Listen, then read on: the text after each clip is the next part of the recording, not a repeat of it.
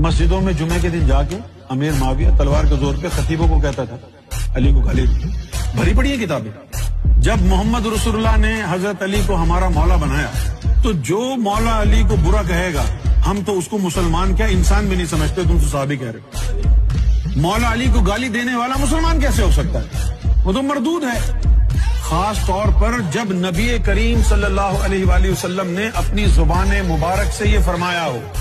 مسند احمد کی حدیث ہے, من سب علیہ, جس نے علی کو گالی دی فقد سبنی, اس نے صرف مجھے گالی. اب اگر اہل سنت والجماعت اپنے نبی کو گالی گوارا کر کے پھر بھی امیر معاویہ کو صحابی کہنے کے لیے بزد ہیں تو لعنت ہے تمہارے ایمان پر. تمہارے نبی کو کوئی گالی دے رہا ہے اور تم پھر بھی اس بندے کو صحابی کہو گے؟